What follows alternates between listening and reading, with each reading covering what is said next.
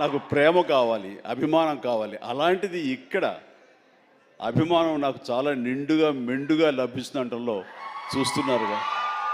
ఇక్కడ ప్రతి ఒక్కళ్ళు అంత ప్రేమ కురిపిస్తుంటే ఇది ఆస్వాదించడానికి నేను వచ్చినందుకు నాకు చాలా చాలా సంతోషంగా ఉంది.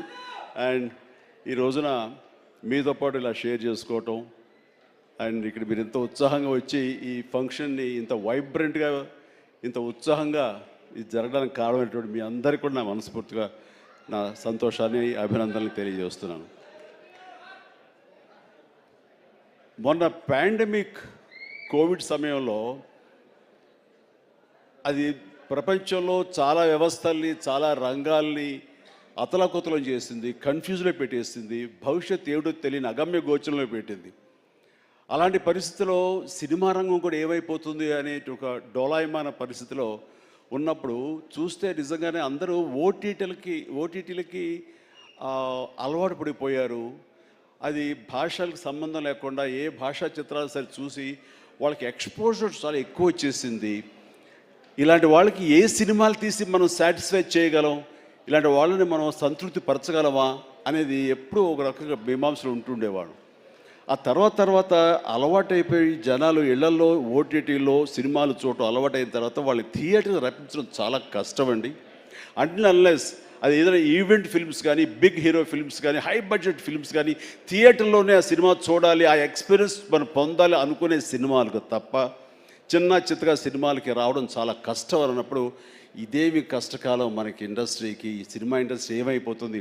ఒక 5-6 పెద్ద సినిమాలు ఆడినంత మాత్రాన అది సినిమా ఇండస్ట్రీ ఓహో అంటూ కాదు. చిన్న సినిమాలు, చితక సినిమాలు, అన్ని సినిమాలు ఇక్కడ ఎంతో ఉత్సాహంగా జరుపుకోవాలి. షూటింగ్లో ఎంతోమందికి ఉపాధి కల్పించాలి, ప్రతి ఒక్కరు కళకళలాడుతూ ఉండాలి. ఆ చిన్న సినిమాలు అవన్నీ ఏవైనా అన్నీ కూడా ఆడాలి, అప్పుడే పరిశ్రమ అలాగా సజావుగా కొనసాగుతుంటుంది అని అనుకునే మాలాంటి వాళ్ళకి అలా కోరిక నాకు ఒక రకమైనటువంటి చిన్న బెరుకు వచ్చింది. ఏ సినిమాలు చేయాలి, ఎలాంటి సినిమాలు చేసి రాణించాలని. కానీ అవన్నీ కూడా కరెక్ట్ కాదు.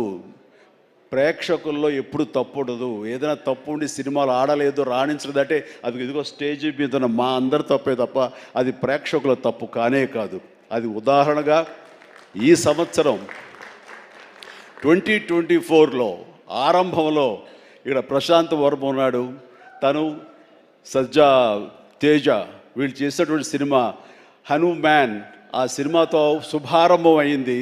ఆ సినిమాని అనూహ్యంగా లోకల్గా అనుకున్నారు, కానీ ఆంధ్ర తెలుగు సినిమా కాదు, అది ఆల్ ఇండియా సినిమాపై అయిపోయింది.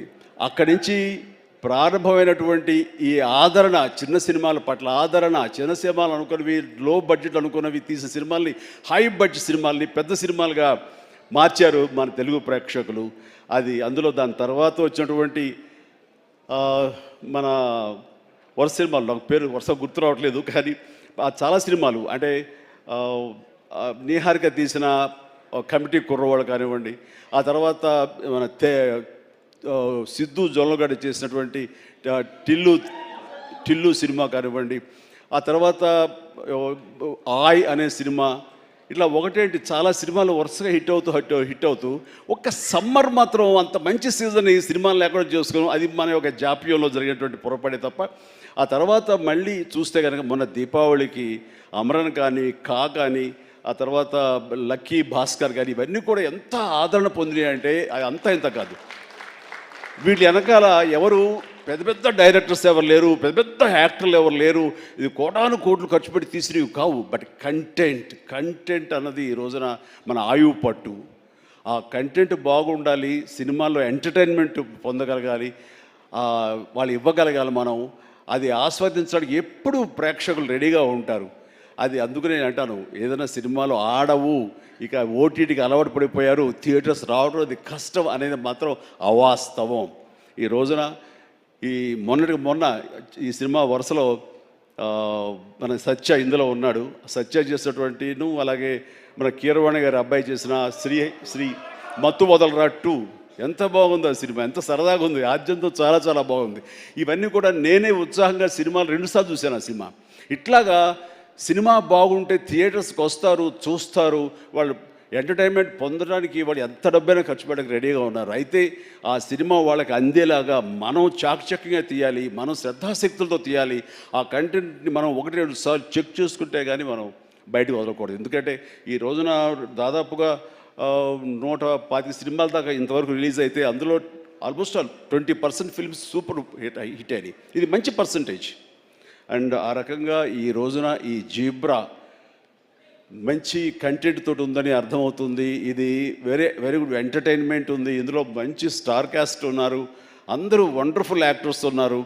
అండ్ టోటల్గా ఇది మంచి ఎంటర్టైన్మెంట్తో పాటు ఒక క్రైమ్ ఎలిమెంట్, ఇప్పుడే విన్నాను ఫ్యామిలీ కూడా ఉంది, ఎమోషన్స్ ఉన్నాయని విన్నాను. ఖచ్చితంగా ఈ జీబ్రా మంచి హిట్. ఇప్పుడే రాశాను అక్కడ, ఈ బొమ్మ సూపర్ హిట్ అని. అవ్వాలి, అవుతుంది. అండ్ ఎందుకంటే ఇందులో నాకు కావలసినటువంటి నా మనుషులు అయితే ఏంటంటావు ఇప్పుడు? అదే అది కాదురా, నువ్వు వచ్చావు వైజాగ్ నుంచి, సంతోషమే. మరి బొమ్మను నువ్వు వైజాగ్లో ఆడించాలి.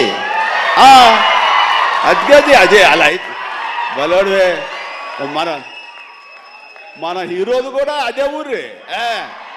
కూర్చోరా కాసేపు. సో ఈ ఇందులో సత్యరాజు గారు ఉన్నారు, సత్య ఉన్నాడు, అండ్ సునీల్, అందరికి మించి నా బ్రదర్. అండ్ కన్నడ నుంచి వచ్చినటువంటి ఒక అద్భుతమైన యాక్టర్ ధనుంజయ. ఆయన గురించి నేను విన్నాను కానీ సినిమాలు చూడటం నాకు చేయలేదు. బట్ పుష్ప చూశాను. పుష్ప ఎక్కడ అనేది నాకు గుర్తు రావట్లేదు, కానీ డెఫినెట్గా ఈ సినిమాలో చాలా మంచి గుర్తింపు వచ్చి తను కూడా మంచి ఆర్టిస్ట్గా తెలుగు యాక్టర్గా తను సెటిల్ అవుతాడు అంటలో ఎలాంటి సందేహం లేదు. All the very best Dhananjaya. అండ్ ఇక సత్యదేవ్ గురించి ఏం చెప్పను. నాకు 2 తమ్ముళ్ళు ఉంటే కనుక అందులో ఇంకొక తమ్ముడు, 3వ తమ్ముడు సత్యదేవ్. అంతటి ప్రేమని తను చూపించే ప్రేమలో ఎక్కడ కల్మషం ఉండదు. ప్రేమ అందులో నిజాయితీ ఉంటుంది, నిజమైన ఎమోషన్ ఉంటుంది. తను ఇందాక చెప్పినవన్నీ కూడాను అన్నీ సత్యాలు. ఎందుకంటే నాకు అతను చూడగానే అతనిలో ఒక స్వచ్ఛత ఉంటుంది సార్, ఆనెస్ట్, సిన్సియర్. అది మాత్రం చాలా అద్భుతం. ఎక్కడ కృతకంగా ఉండదు, ఇంప్రెస్ చేయాలని మాట్లాడడు, అనుకున్నట్టుగా ఎగ్జిబిట్ చేస్తాడు, చెప్తాడు. అది చాలా మనకి మనసుకు హత్తుకుంటుంది. నేను ఫస్ట్ టైం ఈ పాండమిక్లోనే ఒక సినిమా చూసాను. సినిమా పేరు నాకు గుర్తురాట్లేదు. ఏ సినిమా అది? Bluff master. తన నేచర్కి వ్యతిరేకమైన టైటిల్ అది. సో బ్లఫ్ మాస్టర్ అనే సినిమా నేను చూసినప్పుడు ఆ తర్వాత ఇంకో సినిమా కూడా చూశాను వరుసగా. ఎవరి యాక్టర్ చాలా ఇంటెన్సివ్ పెర్ఫార్మెన్స్ చేస్తున్నాడు, టచ్ ఆఫ్ క్లాస్గా ఉంది. అండ్ మన తెలుగు మనిషిలాగా అనిపించలేదు. బహుశా అతనికి డబ్బింగ్ వాయిస్ ఇచ్చారు, ఎందుకంటే వాయిస్లో అంత రిచ్నెస్ ఉంది, అంత క్లారిటీ, అంత నీట్గా ఉందంటే మంచి డబ్బింగ్ ఆర్టిస్ట్ తోటి తనకి డబ్బింగ్ చెప్పించుంటారు. కాబట్టి ఎవడో బయట వ్యక్తి అయి ఉంటాడు. ఏ యాక్టర్, ఏ కన్నడనా లేదా ఇంకోటి అనిపించేది. అని ఎవరితో మాట్లాడుతూ, లేదండి మన వైజాగ్ అబ్బాయి అన్నాడు. మనూరి అంటారా, మన వైజాగ్ అబ్బాయి అని చెప్పేసి అన్నారు. అనేసరికి నిన్న ఒకసారి అతన్ని చూడాలనుకున్నాను, మనం మాట్లాడాలనుకుంటున్నాను. ఎందుకంటే అతనిలో బెస్ట్ యాక్టర్ ఉన్నాడు. మరి అతనికి ఎవరు వెనక ఉండి సలహాలు ఇస్తున్నారు, తన లైఫ్ ఎలా మోల్డ్ చేసుకుంటున్నారు నాకు తెలియట్లేదు. ఊరికనే సరదా మాట్లాడదాం అనిపించింది. నాకున్న ఇంప్రెషన్ తనతో షేర్ చేసుకుందాం అనిపిస్తుంది. అంటే వెంటనే ఫోన్ వెళ్ళటం ఏంటి, అప్పుడు ఫ్లాట్స్లో నుంచి, అపార్ట్మెంట్స్ నుంచి బయటికి వచ్చే ప్రసక్తే లేదు. అక్కడ వాళ్ళ యూనియన్ ఏదో ఉంటే కనుక వాళ్ళ స్పెషల్ పర్మిషన్ తీసుకుని అప్పుడు రోడ్డు మీద వచ్చి నన్ను కలవడం జరిగింది. చూడగానే నా పేరు సత్యదేవ్ అండి అది అన్నాడు. అయిన తర్వాత ఓకే వెరీ గుడ్, చాలా బాగా చేస్తాడు. కాసేపు పిచ్చాపడి మాట్లాడుకున్న తర్వాత, సార్ ఇక్కడ ఇందాక నాడే అది పచ్చబొట్టు అది కాదు, అది పడ్డ మచ్చ, అది నేల మీద. అది ఎందుకు పడ్డావు ఏంటది అంటాను. నేను మీ కొదమసింహం సినిమాలో మీరు రోప్లో జంప్ చేస్తుంటారు, నేను మా డిష్ టీవీ మా యాంటీనాలో ఉండే వైర్ తోటి అలా జంప్ చేసి కింద పడ్డానండి, అవి దెబ్బ తగిలింది. అయిన తర్వాత మీ ఇంపాక్ట్ ఎంత ఉంటుందని మీకు ఈ విషయం చెప్పాలి. దీన్ని కుట్లించడం కోసం మా నాన్నగారు హాస్పిటల్కి తీసుకెళ్ళారు. అప్పట్లో మత్తు గిత్తు లోకల్ ఇంజక్షన్స్ ఇవ్వలేదు. దాన్ని అట్లాగా నేను భరించలేక ఏడుస్తుంటే, అరే చిరంజీవి అయితే అసలు నవ్వుతూ అది కుట్టించేసుకుంటాడు అంటే, వేసిన 5-6 కుట్లు నేను నవ్వుతూనే ఉన్నాను, పెయినే తెలియలేదు. అది మీ మహిమ నా మీద, అది దాని ఇంపాక్ట్ ఉంటుంది. అంటే నేనేమైనా మైకువా లేకపోతే ఏంటి ఎనస్థిషియా లాంటి వాడినా ఏంటి. అండ్ తనకి అంత ప్రేమ, ఆ ప్రేమ మత్తులో ఆ పెయిన్ కూడా తనకు తెలియలేదన్నమాట. అది చెప్పినప్పుడు చాలా ఇంప్రెసివ్గా అనిపించింది. Such a coincidence. తను ఆ మాట చెప్తున్నప్పుడు దాని వెనకాల నా దగ్గర ఒకే ఒక పెద్ద వాల్ పోస్ట్, పెద్ద పెయింటింగ్ ఉంటుంది. అది కొదమ సింహంలో పెయింటింగ్ అనమాట. క్యాప్ అది పెట్టుకుని, సిగార్ నోట్లో పెట్టుకుని, ఇదేనండి ఇది చూసే అన్నాడు. అంటే దాన్ని ఆ ఫోటో ముందు